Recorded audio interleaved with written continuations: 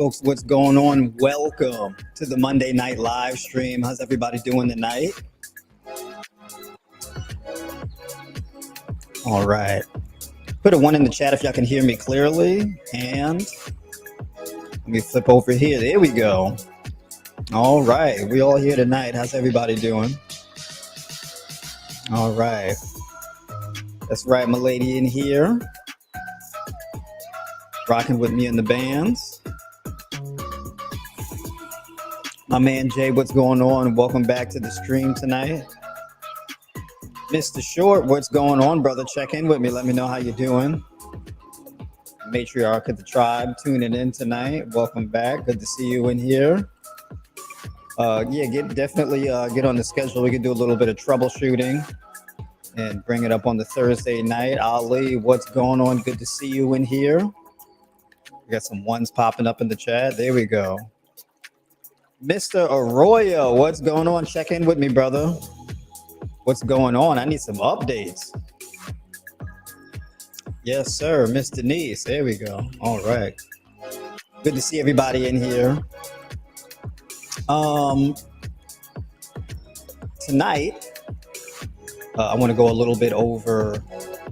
I got to talk more about fitness and the training strategies to really be able to create the body transformation that folks are looking to create. Right? Let me know if is my music too loud? Do I need to turn down the music a little bit? Let me know if it's too loud. If I need to change that up. But yeah, so basically talking about, because fitness, your training schedule doesn't have to be this long, drawn out, brutal, long-winded thing with a ton of training volume and all of this in order to build muscle. It really doesn't work out that way, right? I'm living proof of that. All right. Really about anywhere from 20 to 30 minutes, 15 to 30 minutes really is all you need, depending on what your split looks like. In this case, talking about full body training, which is quite possibly the most convenient and surefire way to actually build muscle and create the body transformation you're looking for. And it's extremely effective for people who are newbies or beginners, or people just getting on the fitness journey. You've got push-pull leg splits, whether it be Monday, Wednesday, Friday, or Monday through Saturday, where basically you have one day where you're doing all your pushing muscles, another day where you're doing all the pulling muscles, and another day where you're doing all the leg muscles and that kind of thing. You have your upper-lower split, which I'm also a very big fan of. And then you've got your front of the body, back of the body, full body split, right? And then you have full body, where basically you're training every muscle group in your body. The full body, the advantage of the full body training is it gives you a little bit more liberty to be able to skip training days if need be. If you're feeling run down, tired, or whatever, you don't have to worry about, if I skip today, I missed a whole week, right? So for example, one of the biggest problems with like a body part split, where you're training each day, you're working on one particular muscle group, is if you skip that training day, you basically skip training that muscle group for the entire week, right? It's a massive downside to that. If you're doing full body training, however, you're basically hitting each muscle group in your body every time you train, right? So you get more opportunities to be able to activate that muscle and put some training volume in order to encourage growth, right? So every time you train a muscle, your body responds by engaging in muscle protein synthesis with the muscle group that has been trained, right? If you are trying to maximize fat burn, or you're trying to drop body fat and build muscle mass, you want to really focus on doing both. Full body is very good for doing that. And the reason why is full body is a really good way to improve blood flow and circulation, right? Your caloric burn and your average heart rate will be higher during full body training as opposed to anything else, okay? So especially depending on the order of operations in an exercise, right? Like, which muscle groups do you start with, which muscle groups do you finish with, right? For me personally, I start with the biggest muscle groups first and then work my way down to the smallest muscle groups. That's the general way you can do it. There may be ways where you may want to do it another way. Let's say you want to train a smaller muscle group first because that muscle group is a lagging muscle group. It's a bit weaker, so you want to hit it while you're fresh. That makes sense also, right? But that's in very specific cases. Let's see, what's this?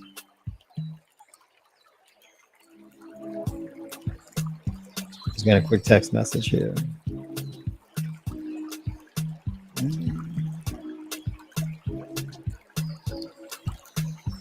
Oh, by the way, Missy, are you in the chat right now? I can send you a link to your plan once I get off of here. But I think I did send you a link to both of your plans, the diet and the training plan. They're right below each other. So I sent you both on Saturday. A link to both on Saturday. So definitely scroll up to the Saturday text messages.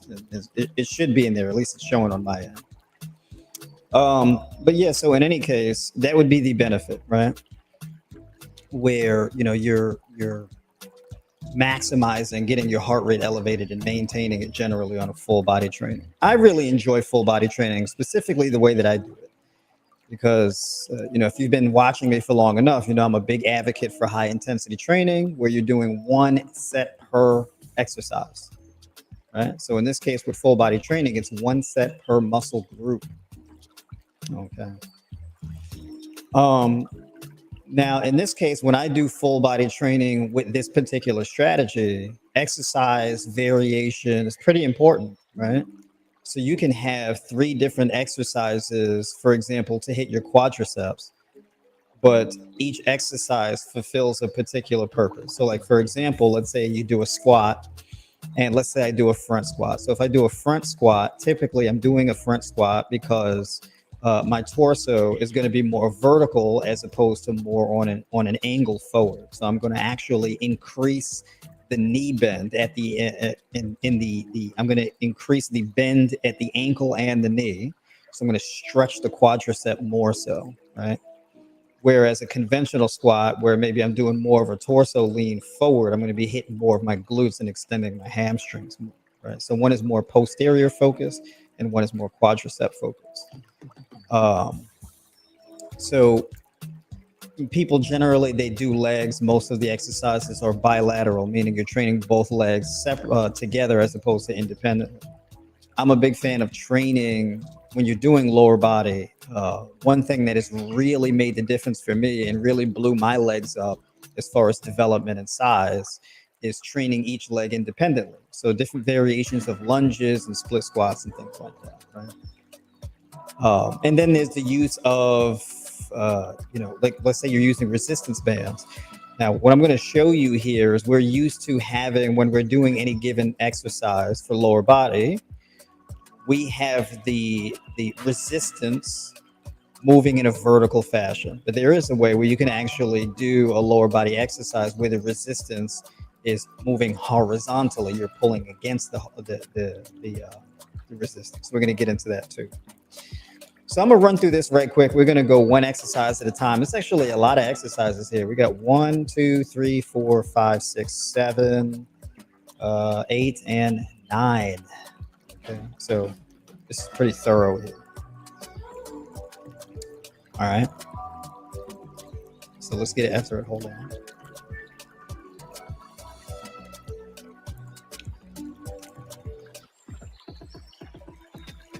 All right. So let's get into the first exercise here.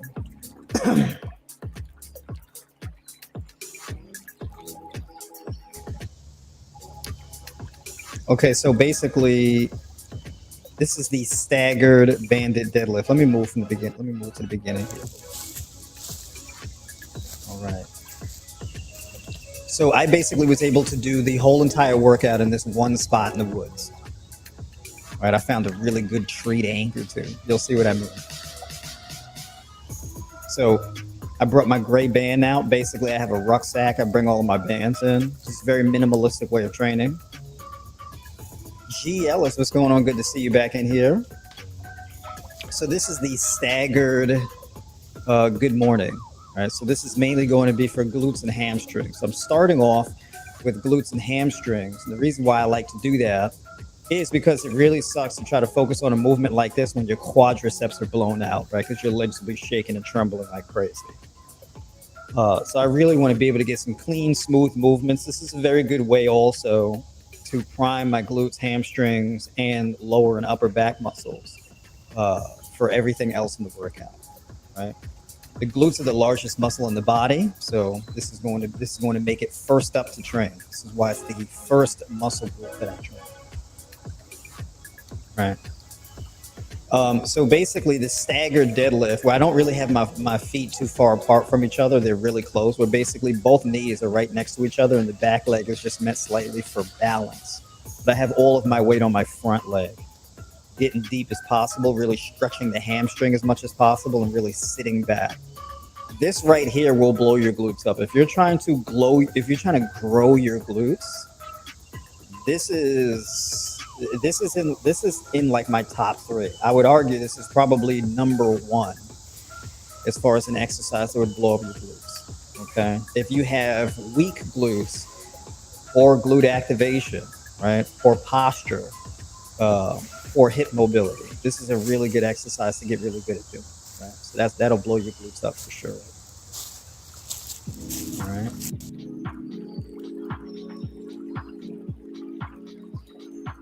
So then basically moving here, and this is what I'm talking about with the lunge, right?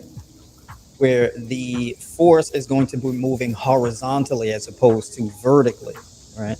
So the band is going to be pulling against my knee. So when I actually come up and squeeze and extend the knee, I'm actually pulling against the resistance band. Now, this right here has been one of the best exercises that I've done specifically to target my quadriceps. Now, if you notice, I still have that same kickstand squat stance here, meaning you see I'm dropping my knee down to my ankle, right? So the right knee is coming down to the left ankle. Okay, so I'm really sitting back. And if you notice, I'm keeping my torso more upright. So I'm really even additionally I'm trying to put as much tension on the quadricep muscle as possible at the hip angle as well as at the knee. Okay. So this right here has been doing wonders for my quadriceps, really helping me build and grow my quads. And this is really max effort as far as that set is concerned. So you see I'm staggering here, almost tripped and fell.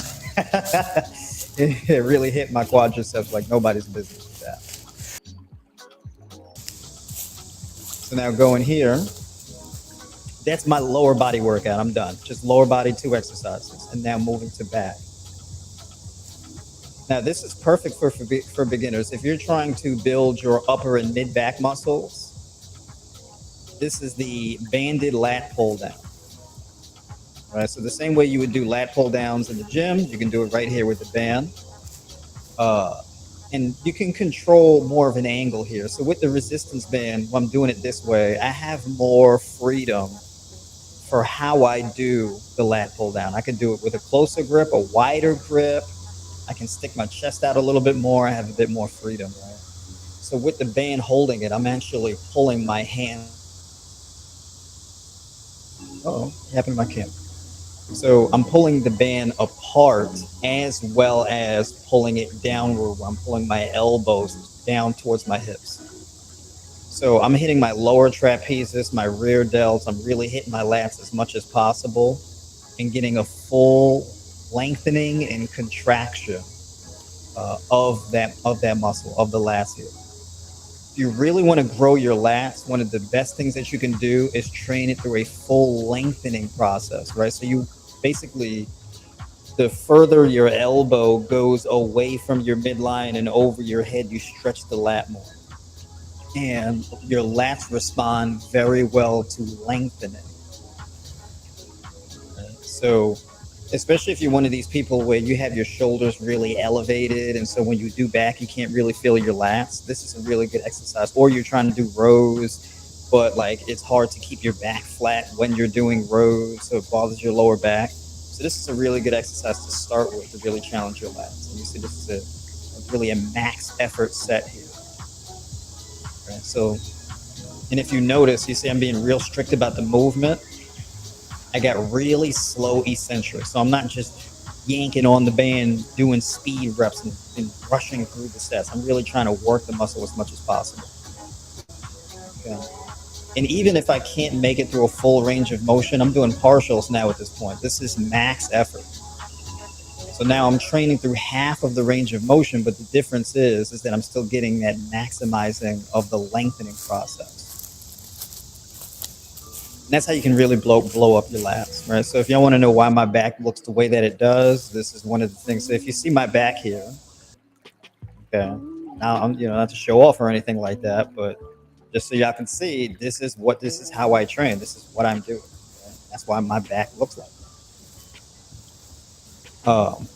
Those I've been doing those banded lat pull downs for years. That really blows your back up. Now here, this is the kneeling overhead press. Now the reason why I'm doing them this way, in particular, I have a Z press where I sit down with my butt to the ground and my feet straight out in front of me, like a Z press. This is a kneeling press, and this is kind of a way where I can focus on glute activation, hip extension, and torso stability while doing the overhead presses. So it's a bit more functional because it requires a bit more hip stability and torso stability, but also I stretch the band further. So this increases the amount of resistance that I get out of the bands, out of the resistance band. So I can sit back on my heels and change the angle, but also remove some of the resistance, or I can be more upright and increase the resistance. Now with here, I can also lean back, right, on an angle, right? So I can lean back and get more of an advantageous angle. And of course, I can't get full range of motion, so I'm just going to get the partials here. So I'm getting this deep stretch at the delts, specifically the front delts, and really just maximizing. This is all max intensity sets. Just one set is really all you need. Okay, so I'm getting every bit I can get out of that set. All right.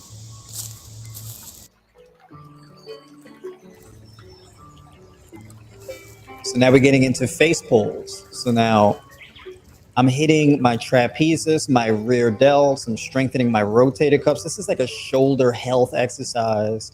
It's a rear delt exercise. It's a side delt exercise. And it's an exercise for your trapezius, your whole. And this will really help to broaden, thicken your upper back and strengthen your shoulders and reduce chances of injuries and overuse injuries and things like that.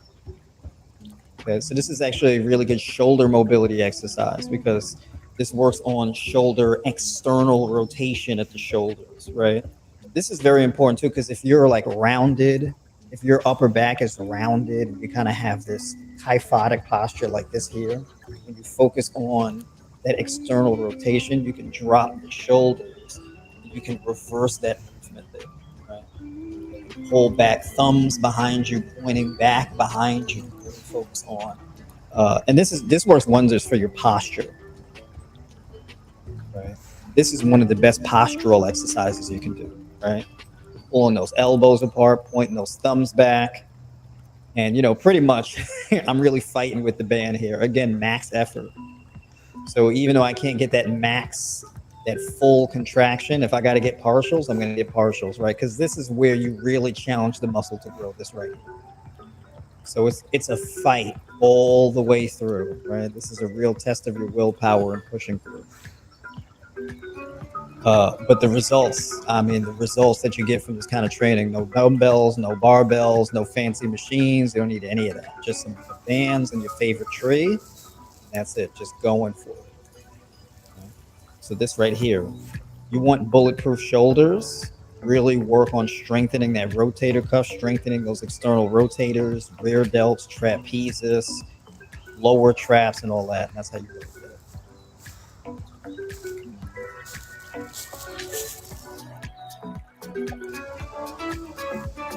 And now here, I normally do push-ups, right? Banded push-ups and dips. But here, I like to isolate the pec muscle and do one side at a time. Right. So I train almost every muscle in the body independently of each other. Actually, I don't think it's almost, it is. I do train every muscle group independently. So left and right. So training the right side and the left side, and I'm doing this in this downward angle. So I'm really trying to really stimulate that pec growth. The thing about push-ups is push-ups are very good for building your chest, um, but your shoulders and trapezius and whatnot are involved. So there's a load sharing mechanism that takes the tension off of the chest, right? So this is a really good way to just focus on building that pec muscle and getting that really hard, solid contraction. Right. So I'm really doing this to really lengthen that pec as much as possible and create as much of a strong, powerful contraction at the pec. And you see, it's a real fight. You can't really do that as well during push-ups, right? Because you have other muscle groups and whatnot that can actually fatigue and fall over. And then good old-fashioned barbell bicep curls.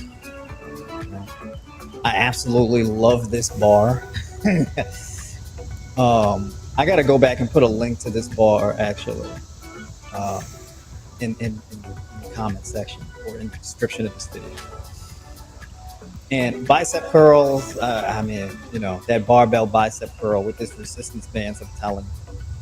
And, there is training and strengthening your biceps is very important. Right? It's very important for your grip strength and your shoulder strength. And so when you have stronger biceps, that actually helps with the health of your neck because of the strengthening of your grip. And strengthening your grip actually strengthens your shoulders. So one of the biggest reasons why people end up getting like neck and shoulder injuries is because they have a weak grip. And a lot of times people have a weak grip because they have weak biceps.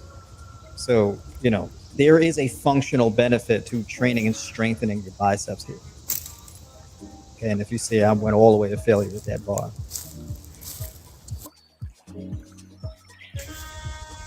And then overhead tricep extensions.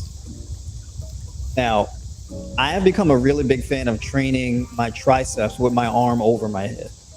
Right? If I do a tricep exercise where I have my elbow pointed to the sky or to the ceiling, I'm doing that to lengthen the long head of the bicep as much as possible, right? So the long head of the tricep connects to the shoulder to the shoulder joint and crosses the elbow. So basically, your tricep is like three different heads, right? Your medial head, your lateral head, and your long head, right? And so if you have your elbows tucked to your side, you can hit a lot of your lateral head and your medial head, doing push-ups, overhead presses, things like that. But you don't really hit as much of the long head of the tricep, right? And so, that's that.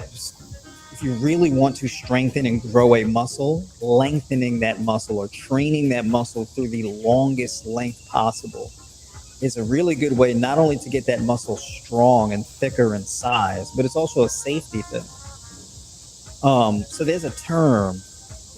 There's this term, I forget what the term is, but basically, if a muscle cannot lengthen, or if a muscle is not adequately lengthened, it loses its ability to function. Right? So basically, like your pec muscles, the more you can lengthen them, the easier it is for them to grow. And then if your pec muscles lengthen effectively, this protects your shoulders. Same thing with your triceps, same thing with your lats, same thing with your quadriceps, right? If your hip flexors are tight, then they're short all the time. And if they can't lengthen, then they can't really get strong, right? Same thing with your hamstrings, right? With your hamstrings, if your hamstrings are tight, that's because they're weak and they're tight, so they can't lengthen. And tightness and weakness are kind of synonymous. They just go together, right? And it's a massive limitation. So whenever you train a muscle group, you want to make sure that you have exercises that are geared towards moving that muscle through a full lengthening process. Right? You want to lengthen that muscle as much as possible. Ideally, all of your muscles, you want to be able to lengthen them as much as possible. There are exceptions, like for example, your trapezes. You can't really lengthen your trapezes so much, right? That diamond shape in the middle of your back. Uh, that muscle, it's more of a stability muscle, right? Your trapezes basically hold your shoulder girdle in place. It's not really meant to be hyper mobile, right? So your trapezes allow your shoulders to move around like this, and also allows you to sit and hold your shoulders into a particular place. So if I'm really working on my lats, and I need to really be able to retract and depress and lock in my shoulder position while my arm is moving through a particular range of motion, right? So trapezes are like that. It's the same thing as the traps, as the chest, the pec muscles a little bit. But the thing is your trapezes, they connect to your neck and your lower back, right? And they connect to the back of your shoulders, and they're meant to be tight and locked in. Pec muscles are a bit different. You lengthen those a little bit more. Because your front delt needs to be a lot more mobile than your rear delts, right? Your front delts are a lot larger than your rear delts, a lot larger than your side delts, so they require more mobility. Right? So the anatomy to it is a bit different, right? So certain muscles, like you don't need to really necessarily worry about lengthening your abs in order to build your abs, because your abs are a stabilizing muscle. They're not really a movement or force producing muscle. It's not really what your abs are for.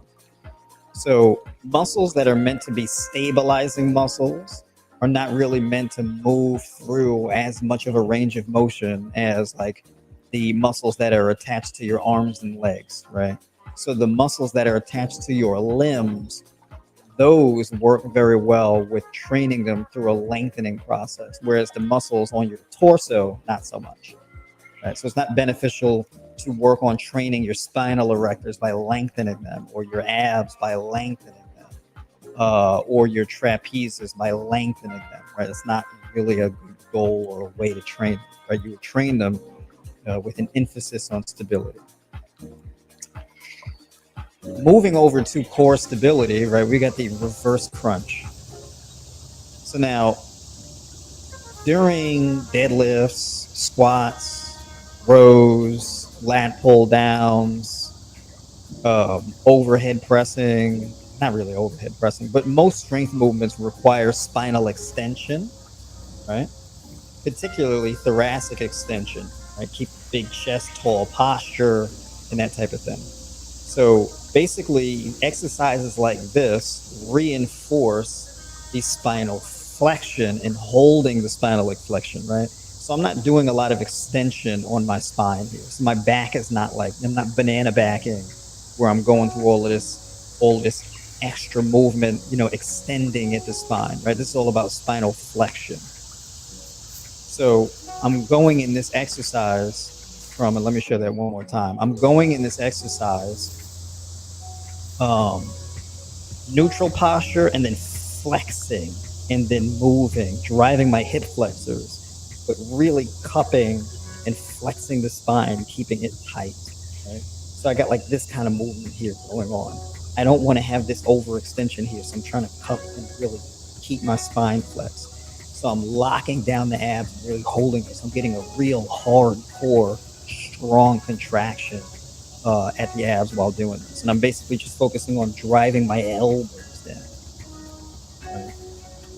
Halfway through this set, I start driving the elbows back towards my knees rather than straight down to the ground. And that enhances the abdominal contraction even more. This is actually a really good exercise for boxers, for people who they have like an exaggerated lumbar curve. Like if you have an exaggerated lumbar curve where your butt is always poking out and you're pigeon toed, this is a good exercise actually to do to help correct your posture in that way, right? So your abs, if you really want strong, flat abs, washboard abs, then it's good to really train your abs in a way where they're used to limiting movement as much as possible. Right? So that's why my abs look the way that they do. I don't have elaborate ab workouts. Okay. I train my abs pretty much all the same way, locking in and preventing movement at the spine and moving through other various different ways. It's either going to be spinal flexion or spinal pivoting. And I usually, if I'm doing spinal pivoting, it's the spinal flexion and pivoting, except for if I'm doing like a low to high wood chop, which will be in another workout that I do. And low to high wood chops, basically, it's like a conventional wood chop, but going in the opposite direction. It's going from low to a high position, right? Almost like a golf swing kind of.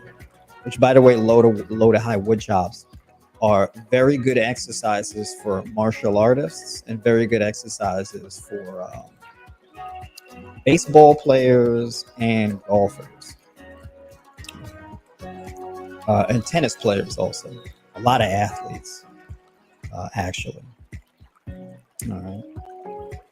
And that's it. That's essentially the whole workout, right? So training hamstrings and glutes, quadriceps, lats, chest, shoulders, every head of the shoulders, biceps, triceps, trapezius, rear delts, and abs, right? So 9 exercises. That's it. And that workout is a 30-minute workout. It took me a bit longer because I'm recording, but I didn't really have to move the camera at all much. I just placed it in one spot because the convenience of training with resistance bands, you could just pick a spot in the woods next to a tree and just go. Right? You don't really need a whole lot of room. You can do a workout like this in your bathroom, right? If you just anchor it to the door, you're good. Not unless you live in New York, then your bathroom may be like a closet, right? To the point where you can sit on the toilet and your elbows rubbing up against the sink and the other elbows sitting on top of the bathtub. My New York City folks, y'all know what I'm talking about, right? Places be cramped. So that's the deal. That's the deal with that. Now, as far as full body training, the amount of times a week you train would be determined by your level of experience, right? And how quickly you recover from workouts. My recovery from workouts has been real. I mean, my recovery has just been insane. I feel like right now, to the point I'm at now, I can recover. I can recover, and I can train 6 days a week if I wanted to. Right? Our recovery has been really good. And it's interesting because, as y'all know, I advocate for a high raw diet. And quite honestly, one of the best things that I've been able to do for improving my recovery is by adding more fruit bowls into my day. Interestingly enough, also starting eating earlier. The earlier I eat, the more fruit I'm able to get in, and the better I feel, the quicker I recover. It's very interesting. I mean, you can count. I know that if I eat more fruit bowls today, my energy and recovery is going to be much better tomorrow. And yeah, that's by the way that I feel, but there is a scientific explanation for that. And that scientific explanation is more water, more glucose, more electrolytes. Right? It's like food. It's like Gatorade in the form of food. Right? Fruit is an amazing it's an amazing food. There really isn't anything else like it. I mean, if you really want to maximize recovery for your training and your muscle development, I mean, adding more fruit in your diet will yield immediate results. It's very interesting. And so, when people talk about fruitarian or high raw eating and they talk about people being emaciated and all of that type of stuff, you don't really see too many raw vegans going through their workout routines and look the way that I do. It's because most of the raw vegans that you see, they don't train, and that's why they look the way that they do. It's not because eating raw is just you're just going to be emaciated and weak. It doesn't work like that. An energy-rich diet is a phenomenal way to build muscle, right? And of course, if your diet is predominantly made up of water, glucose, and electrolytes, well, you'll have an abundance of energy for your body to engage in cellular duplication, muscle hypertrophy, and maximizing recovery. That's just how it is. So let me catch up with y'all with some of the comments in here. Smart girl, Asia, right? Miss Holistic, you got the juice now. What's going on? Good to see you in here. Let's see. How do you determine a recovered body? You feel it. You feel recovered. It's very important to pay attention to your body chemistry, your brain chemistry. So, um, throughout your day, if you really pay attention to your behavior throughout the day, how many times are you getting up and sitting down in your chair? How much fidgeting are you doing? What's your body temperature? Do you feel more warm? Are you fidgeting? Are you moving things with your desk and doing so? Are you just more like you're more fidgety? You're getting up and going, sitting and getting up and doing things and reading. And what's going on in your mind, right? If you feel more of an urge to do things and be busy and you feel more creative, you want to go out and do stuff and you want to create things, or your curiosity is higher, you're fidgeting more, you feel more of a need to stand up and walk around and things like that, your body temperature is warmer, you feel more alert, things like that. Really pay attention, because this will tell you a lot about how well recovered you are. If you're dragging ass and you're kind of just like, oh, I'm tired, well, then you're not recovered. You're just not. If you're sitting in your chair and you don't even want to get up to use the bathroom, you're not recovered.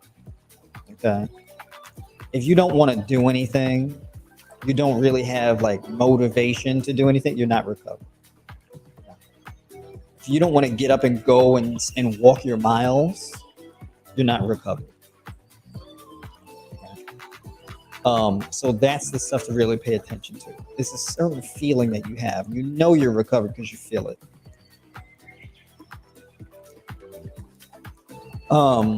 So that's one of the ways to tell. Also, you can tell by your training performance. So, for example, on each exercise that you do, are you getting more reps than last week? Right? How hard can you push a set? If you feel like, well, I wasn't able to push the set as hard today as I was the last time, well, that's a recovery issue. So you may want to take a day off. So if you trained really good today, you get a really good training session in, but then like you train tomorrow and it's like, I'm kind of off. You may want to take a rest day, right? Make an adjustment. It's okay to take another day off. So and one of the luxuries of doing full body training is if you feel good, go for it. But if you feel like you're not really quite there, like you're going to fall short, you don't really feel motivated, you don't really feel the aggression, give yourself an extra day off. Listen to your body, right? Really check in with yourself, right? So it gives you the ability to really check in on you. You don't have to worry about, I missed the opportunity to train a particular muscle group, so now I'm just going to have to wait until next week. It's not like that, right? You're only doing one set. If I was to train every day this week, like 6 days or 7 days a week, that's 6 or 7 sets per muscle group. For as intense as these sets are, that's a lot of training volume. So it's okay to take a day off, right? And make sure that you're recovered. And then if you have like an Oura Ring or you have a Fitbit that tracks your sleep quality, if your sleep quality was garbage, don't train. Right? So like if you're used to having your sleep quality at like 83, 85, 87, 91, and you wake up and your sleep quality was like 71, 73, don't train. If your sleep quality was 68%, don't train. Right? So that's a really good way to make sure you don't run into recovery issues and then drive yourself deeper into recovery issues. All right. Let me do a quick plug right quick. Diet planning, training planning, specifically for body transformation and fitness. This is my origins. All right. So I have links in the description of this video. You can book a call with me. You can sign up for my 12-week mentorship and get access to my training plans and my diet methodology. Basically shows you exactly how to put together your diet plan, whether you're fully raw, high raw, or somewhere in between. All right. Recipes, you get access to the Discord, the support group, direct communication and access with me, as well as all the other members in the tribe community. You get access to my self-development mindset video series. People sleep on that video series. That video series is a game changer. Okay. All of the breakthroughs that have happened in my life that has brought me to where I am today is a result of that mindset video self-development series. It's discover, assess, actualize. It's 3 steps: discovery, assessment, and actualization. That video series teaches you exactly how to go through each step. You will have your breakthroughs if you go through those steps. I'm telling you right now, it's a blueprint straight up and down. I also have my fasting course in there, especially people follow me for alternate day fasting, where it's like, oh yeah, I only eat 4 days a week, right? That alternate day fasting strategy. I also have my guide that shows exactly how to do that. And you can combine the high raw vegan nutrition guide and the fasting course and use that to guide you, put together your plan so you can basically get whatever kind of results you need to get. All right. And then, of course, I also do custom diet plans and personalized coaching. You can get weekly calls, daily coaching support through the Discord, etc. And also in the 12-week mentorship, we have weekly streams. So I stream every Monday night on YouTube, but also privately for Tribe by Noir members.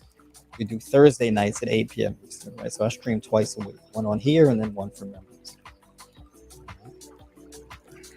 So all of that. Oh, actually, and you can also sign up for my newsletter in the description of this video as well. All right, so there's different options to choose from. And then last but not least, if you're not subbed to the channel, definitely hit the subscribe button, hit the like button, and share with anybody who you think would benefit from this video or videos like this.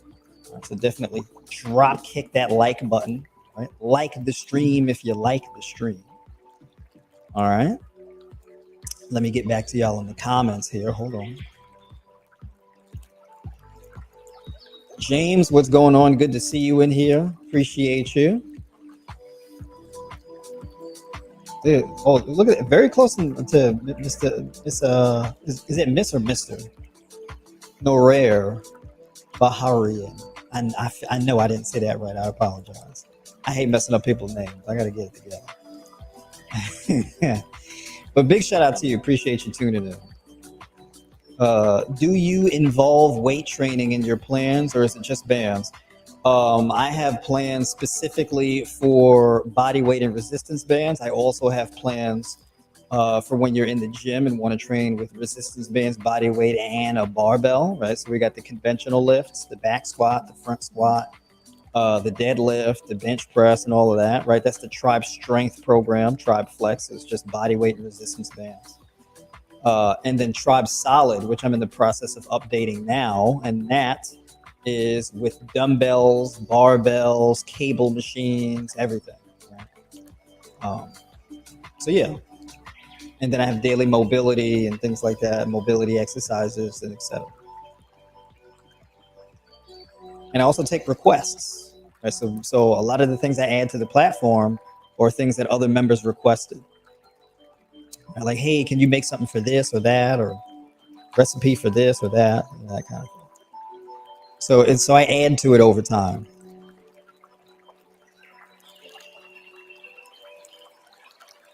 All right. I'd like to share my thoughts on training with trees. Yeah, well, yeah, I mean, I love training out in the woods. I really do. It's a whole vibe. Yeah, I don't understand. You get out there in the woods, and by the way, y'all may be saying, "Oh, what about mosquitoes and all of that?" So I moisturize with castor oil and lavender. I mix the two together, and I bring peppermint oil. So peppermint oil and lavender are insect repellents. But basically, I bring the peppermint oil with me in my bag when I go out to train, and I'll put a little bit of peppermint oil on me before the workout, and then if it starts to fade off a little bit, I feel like the mosquitoes are getting a little bit more aggressive. That means it's starting to wear off, so I'll just reapply. So I can go and train in the woods and not really get any mosquito bites at all. Right? As you can see, I ain't covered in mosquito bites. Right? So that peppermint oil, it really works. It really works. Do you recommend eating before or after a workout? Generally speaking, I train fasted. But I mean, eating before works as well. But like, if you're gonna eat before, you should eat you shouldn't eat something starchy or fatty, anything particularly heavy in protein or anything like that. Ideally, I mean, I'm a big fan of eating fruit before workout. So like, for example, slamming back 4 to 6 bananas or something like that before training, or eating anywhere from 4 to 5 or 6 kiwis before training, right? Or a pound of grapes, or a few pounds of watermelon before training. I mean, that works as well. Watermelon is actually a really good pre-workout food, because it's a vasodilator, right? So watermelon is a very rich source of potassium, water, and citrulline, which is a precursor to arginine, which is used by your body to create nitric oxide, right? So it's like a pre-workout, more or less. And I got like a mason jar. I got like these mason jars, and I got these lids, these shaker bottle lids. So I would I would put liquid chlorophyll, matcha powder, taurine, water, and like a drop of liquid chlorophyll in here. And I would bring that with me during my workouts. So yeah, I love the little mason jars because I try to avoid eating and drinking out of plastic. So, the glass. Big glass fan.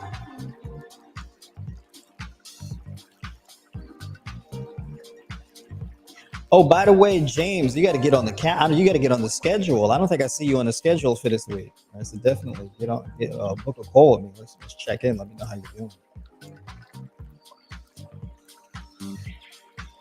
Is heme iron only found in animal products, and do we need it? Yes, heme iron is a type of iron that is an organic iron, right? That is made inside the bodies of animals. Our body makes its own heme iron. You don't need it in your diet.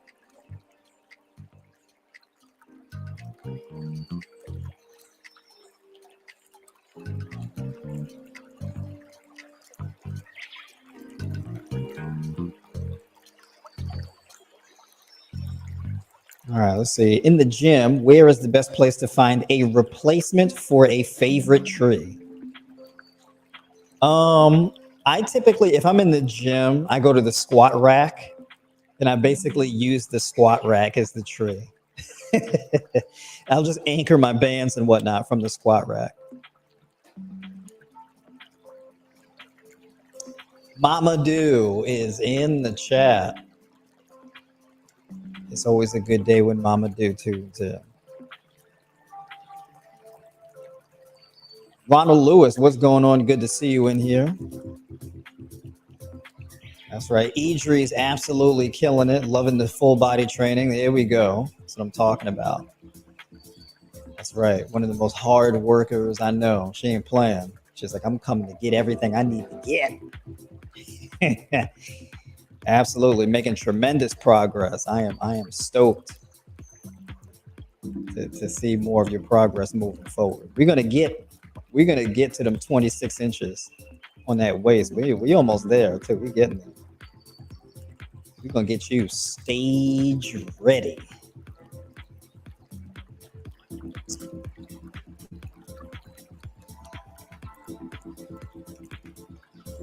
How can the lifestyle help with mental health, lack of motivation, and anxiety, etc.?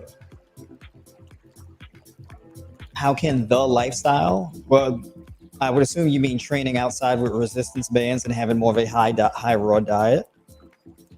Yeah, so basically having a more hydrating diet, having more of a magnesium rich diet, Having a diet that is rich in prebiotic fiber and postbiotic bacteria, having a diet that is rich in electrolytes, magnesium, potassium, manganese, vitamin C, copper. I mean, all of these things are tremendously beneficial to your brain chemistry. Having a diet that is rich in omega-3 essential fatty acids, where if you are on a high raw or fully raw diet, you are consuming way more omega-3 essential fatty acids than anybody else. Okay. Omega-3 essential fatty acids are vital for mental health and brain chemistry. And omega-3 essential fatty acids primarily originate, I wouldn't even say, they exclusively originate actually inside the chloroplasts of plants, right? So people say, oh, you eat fish to get omega-3 essential fatty acids. The only way the fish get the omega-3 essential fatty acids is if they're in the wild and they're eating algae. Okay. So the farmed fish don't have it. All right. They're in a controlled environment. So your walnuts, your hemp seeds, chia seeds, flax seeds, leafy greens, berries, fruits, all different types of fruits, things like that, your melons, etc., avocado, all of those contain omega-3 essential fatty acids. All right, that's where you're getting it from. And then, of course, if you're spending time outside, if you're training outside, you're going to be getting that sun exposure, working on that tan, getting that vitamin D. A lot of times when people have anxiety, depression, and mental or emotional health issues, getting more sun exposure is a big part of fixing that issue. Right? Vitamin D. Magnesium deficiency and vitamin D deficiency are like the primary drivers of anxiety and depression. Right? So getting outdoors in the woods or, on a hiking trail or whatever the case is, training near water or being in nature, breathing in that fresh air. I mean, it's a vibe, I'm telling you. That being out in nature, take your shoes off, practice some grounding, dig your feet into the soil. I'm telling you, it's a whole vibe. I mean, all of it is medicinal, absolutely all of it. All right. Look at that. We made good time tonight, folks. I appreciate y'all. Do we got any more questions? Did we cover all of it? We good? Because I ain't going to hold y'all up all night now. But if we covered all the questions and whatnot, so we're going to go ahead and shut it down tonight. But again, if you need help, you want a training plan, diet plan, coaching support, you just want to book a call with me, whatever the case is, links in the description. All right. Am I working out outside in the winter also? Yes. Getting that brisk, cool air and the sun exposure and what? Oh, yeah. And if you can get out in the woods in the winter, oh, it's a big deal. I'm telling you, that right there is also medicinal. Okay. All year round. Okay. All year round. Oh, there we go. Colleen. Which fruits or veggies or seeds are the highest in omega-3s? My go-to source for the omega-3s is hemp seeds. Okay. Specifically hulled hemp seeds. Smart Girl Chronicles, book the call, folks. True. I'm telling you, they're life changers. That's right. Dope session tonight. Glad I caught it live today. I normally catch up later in the week. There you go. Well, you know what? I appreciate any time you can tune in. Absolutely. Here we go. Yes, ma'am. All right, y'all. Well, I'm going to go take a shower and wind down and be a responsible adult. And I'm going to sign off tonight. And I will catch y'all on the next Monday Night Live.